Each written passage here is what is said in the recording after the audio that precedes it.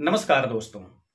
यदि आप भी एईपीएस संचालक का काम करते हैं तो आपको पता है कि 2024 स्टार्ट होते ही एईपीएस के संचालन के क्षेत्र में आरबीआई, एनपीसीआई, यूआईडीआई बैंक सभी की तरफ से दोस्तों एक से बढ़कर के एक नए नियम स्थापित किए गए हैं, जिसकी वजह से हमारे जो एईपीएस संचालक भाई हैं वो समझ लीजिए कि 32 दांतों के बीच में बिल्कुल बंध गए हैं। वो कौन से सिस्टम से, कौन से सर्विस से बेनिफिट लें, ये बिल्कुल समझ ही नहीं आता है। आपको पता है कि 2FA का चार्ज लगा दिया गया। इसके पहले दोस्तों हम लोग जानते हैं कि पर ट्रांजैक्शन ऑथेंटिकेशन का भी नियम ला दिया गया था। साथ ही साथ अब आपको पता है कि एईपीएस का दोस्तों काफी ज्यादा बाउंडेशन हो गया है। हम लोग जानते हैं कि एईपीएस से रिलेटेड यदि हम विड्रॉ करना चाहते हैं किसी बैंक से तो अलग अलग बैंक दोस्तों अलग अलग टाइप का बाउंडेशन लगा दी है। कोई बैंक सिर्फ 5,000 ही विड्रॉ करने का परमिशन अलाउ किया है। कोई बैंक ऐसा है जो कि 2,000 रुपए विड्रॉ करने का परमिशन अलाउ किया है। कोई बैंक 10 है तो कोई बैंक 9,900 है। यानी कि 10,000 तक जो पहले विड्रॉ करने का परमिशन दिया गया था उसको दोस्तों इतना ज्यादा बाउंडेड कर दिया गया है, जिसकी वजह से हमारे एईपीएस संचालक भाई बहुत ज्यादा त्रस्त हो चुके हैं। कुछ ऐसी बैंकें हैं जिसे हम लोग जानते हैं कि बैंक ऑफ इंडिया। दोस्तों अगर कोई एईपीएस संचालक ऐसे क्षेत्र में अपनी शॉप को ओपन किया हुआ है जो कि बैंक ऑफ इंडिया या बैंक ऑफ बड़ौदा उसके आसपास में ये बैंक ओपन है तो ज्यादा कस्टमर उसके दोस्तों इन्हीं बैंकों के हैं। हम लोग जानते हैं कि बैंक ऑफ बड़ौदा के माध्यम से बहुत कम विड्रॉ हो पाता है, बहुत कम एईपीएस संचालकों के पास विड्रॉ हो पाता है। वहीं आपका जो बैंक ऑफ इंडिया है दोस्तों इसमें भी केवल 5,000 रुपए का ही विड्रॉ हो पाता है। तो जो एईपीएस संचालक बेचारे ऐसे क्षेत्र में हैं, ऐसे बैंकों का जो ज्यादा कस्टमर हैं उनको फेस कर रहे हैं, उनकी इनकम तो बिल्कुल टूट गई है। तो देखा जाए तो एईपीएस विड्रॉ के लिए इतना दिक्कत हो गई है कि एईपीएस से भी अब कमीशन या एक्स्ट्रा चार्ज सब कुछ में काफी ज्यादा दिक्कतें हो गई हैं। एईपीएस संचालकों का काम बिल्कुल चलने वाला नहीं है।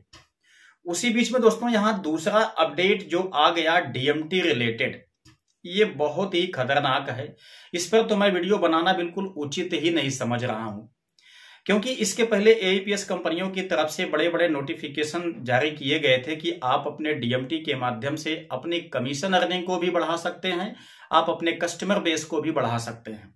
लेकिन जैसे हमारे एईपीएस संचालक भाई डीएमटी पे ज्यादा बल देना चालू किए, वैसे आरबीआई की इतनी खतरनाक गाइडलाइन आ गई कि अब आप केवल डीएमटी के माध्यम से 25,000 रुपए तक के ही भेज सकते हैं।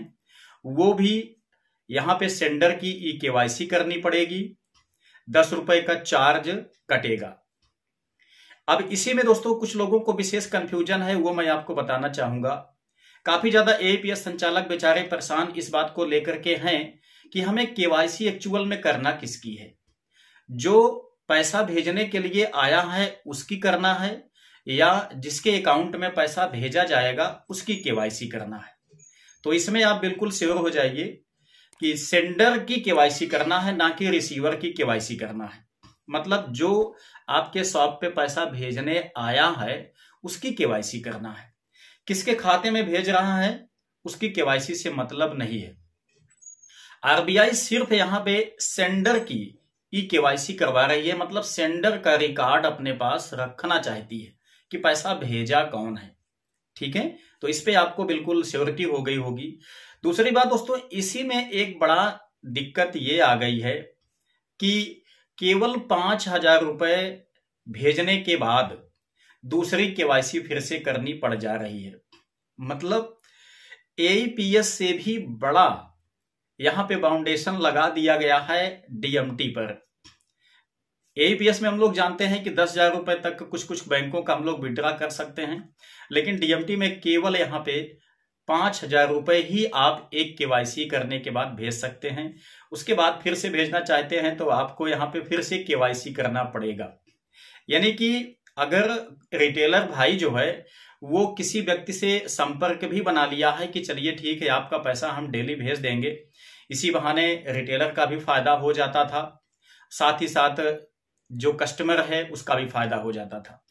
और दोस्तों डीएमटी के लिए ऐसे कस्टमर मिलना बड़ा मुश्किल होता है। कोई विशेष पर्पस से ही कोई विशेष कस्टमर ही होता है जो कि हमें कंटिन्यू पैसा भेजने के लिए पैसा उपलब्ध करवाता है डीएमटी के माध्यम से। अब यहाँ पे केवल 25,000 की लिमिट, वो भी जब कस्टमर 5,000 से ज्यादा भेजेगा तो फिर से उसे भाग करके आना पड़ेगा केवाईसी करवाने के लिए। तो ये समझ लीजिए कि बिल्कुल अत्याचार हो गया है। एईपीएस के संचालन में पैसा अब बिल्कुल भी नहीं रह गया है। ना तो एईपीएस से हम लोग विड्रा कर सकते हैं, ना तो डीएमटी के माध्यम से हम लोग विड्रा कर सकते हैं। दोनों में ही यहाँ पे दिक्कतें खड़ी हो गई है। हाँ, एक तीसरा अपडेट आपको बता दें, इसी में दोस्तों हमारे काफी ज्यादा एईपीएस संचालक भाई हैं जिनका मानना है कि हम डीएमटी का उपयोग ना करके अपने यूपीआई के माध्यम से पैसे को भेज दे, वो ज्यादा अच्छा होगा। लेकिन दोस्तों आपको एक बात ये नहीं पता है कि आप डीएमटी मजबूर हैं करने के लिए, क्योंकि अगर आप यूपीआई से दोस्तों बैलेंस को ट्रांसफर करते हैं तो इनकम टैक्स की निगाह आप पे है, कभी भी आपके लिए नोटिस आ सकती है। आप ये सोच रहे हैं कि हम पिछले 1 साल 2 साल से मनी ट्रांसफर अपने यूपीआई से कर रहे हैं तो हमें अभी तक नोटिफिकेशन नहीं आया है इनकम टैक्स के डिपार्टमेंट की तरफ से, तो आगे क्या आएगा। ऐसा नहीं है दोस्तों, इनकम टैक्स आपके एक एक ट्रांसफर का हिसाब किताब रखा हुआ है। कभी भी आपके पास नोटिफिकेशन आ सकता है, एक नोटिस आ सकती है, आपको जुर्माना देना पड़ सकता है, इनकम टैक्स आपको फिल करना पड़ सकता है। ठीक है, तो ये आपके लिए नुकसानदायक है। डीएमटी आपके वॉलेट से होता था दोस्तों, जिसमें आपको भी बेनिफिट होता था, आपके कस्टमर को भी कहीं ना कहीं फायदा होता था, कंपनी को भी फायदा होता था। ठीक है, तो आपको इनकम टैक्स से बचने का एक बहुत ही अच्छा रास्ता था।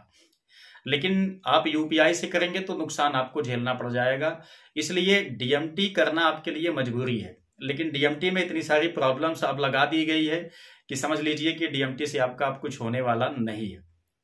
मैं क्या कहूं कि डीएमटी आप करना ही बंद कर दें, कैसे कहूं दोस्तों, क्योंकि यूपीआई से आप ट्रांसफर नहीं कर सकते हैं ज्यादा पैसा, या आप भेजते रहेंगे तो नुकसान आपको आगे चल के झेलना पड़ जाएगा। तो डीएमटी नहीं करेंगे तब दोस्तों ऐसे में आपके पास कैश की सुविधा काफी दिक्कत हो जाएगी, कैश आपको कम मिल पाएगा और साथ ही साथ आपको जो आपका बिजनेस है वो भी देखा जाए तो प्रभावित होगा। ठीक है, तो ये करना आपके लिए मजबूरी है। दोस्तों यहाँ पे जो चौथा अपडेट है वो भी आप जान लीजिए, काफी अच्छा अपडेट आपके लिए है। दोस्तों यहाँ पे जो मंत्रा L1 डिवाइस है, अभी तक हम लोग जानते हैं कि यूआईडीआई के निर्देशानुसार यह सस्पेंड थी, तो अब इसको यहाँ पे यूआईडीआई ने दोस्तों चलाने का परमिशन अलाउ कर दिया है। यदि आपके पास डिवाइस है तो आप इसे यूज कर सकते हैं, यदि आपके पास डिवाइस नहीं है, आप परचेज करना चाहते हैं तो अब आप इसको परचेज कर लीजिए, कोई दिक्कत नहीं है, डिवाइस आपकी चलेगी। यहाँ पे दोस्तों एक बड़ा अपडेट है जो कि हम 5वां अपडेट कह सकते हैं। काफी ज्यादा लोगों के पास मंत्रा L1 की डिवाइस है लेकिन वो इसका इस्तेमाल नहीं कर पा रहे हैं। वजह यह है दोस्तों कि कुछ वहां पे टेक्निकल फॉल्ट दिखाई दे रहा है जिसकी वजह से L1 डिवाइस ऑपरेट नहीं हो पा रही है। मैंने दोस्तों आपको पिछले वीडियो में बताया हुआ था इससे रिलेटेड बातों को कि यहाँ पे जो 1 नवंबर 2024 को यूआईडीआई ने नोटिफिकेशन जारी किया हुआ था मंत्रा L1 डिवाइस के ओल्ड सॉफ्टवेयर आरडी सर्विस को लेकर के था। ठीक है, तो आपको दोस्तों सबसे पहले न्यू वर्जन का आरडी सर्विस इंस्टॉल कर लेना है। ठीक है, उसके बाद आप मंत्रा L1 डिवाइस को चलाना चाहेंगे तो कोई दिक्कत आपको नहीं आएगी, किसी टाइप का कोई टेक्निकल फॉल्ट आपको दिखाई नहीं देगा।